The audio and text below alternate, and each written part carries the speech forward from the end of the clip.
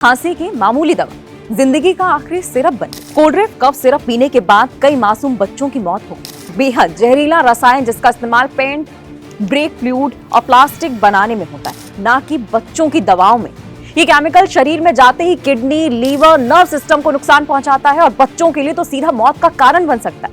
लेकिन सवाल अब भी बाकी है कि कैसे इतनी बड़ी चूक हो गई। जिन दवाओं पर हमें भरोसा करना चाहिए वही जिंदगी छीनने लगी। मध्य प्रदेश के छिंदवाड़ा से एक दिल दहला देने वाली खबर सामने आई।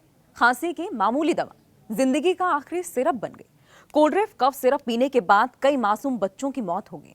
ये सिर्फ एक हादसा नहीं बल्कि एक ऐसी लापरवाही का नतीजा है जिसने पूरे देश को झकझोर कर रख दिया। सरकार ने तुरंत जांच भी शुरू करवाई। केंद्रीय औषधि मानक नियंत्रण संगठन यानी कि CDSCO में 6 सैंपल टेस्ट किए गए। रिपोर्ट में कोई जहरीला तत्व नहीं मिला। फिर मध्य प्रदेश FDA ने भी 13 सैंपल लिए, उनमें से 3 सुरक्षित पाए गए। तो फिर सवाल ये उठा कि गलती कहां हुई।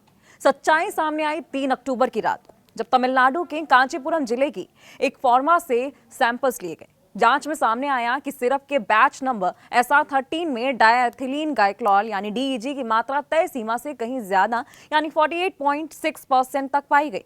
अब आप सोच रहे होंगे कि ये DEG क्या है। DEG यानी डायएथिलीन ग्लाइकोल एक बेहद जहरीला रसायन जिसका इस्तेमाल पेंट, ब्रेक फ्लूइड और प्लास्टिक बनाने में होता है, ना कि बच्चों की दवाओं में। ये केमिकल शरीर में जाते ही किडनी, लीवर, नर्व सिस्टम को नुकसान पहुंचाता है और बच्चों के लिए तो सीधा मौत का कारण बन सकता है। इस खुलासे के बाद तमिलनाडु सरकार ने तुरंत एक्शन लिया।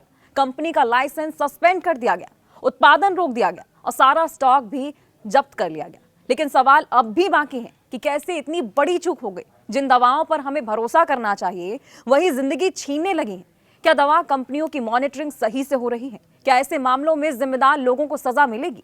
ये सिर्फ एक खबर नहीं है, हाँ पेरेंट्स के लिए एक चेतावनी है, क्योंकि जब दवा जहर बन जाए तो सवाल सिर्फ कानून का नहीं बल्कि इंसानियत का होता है।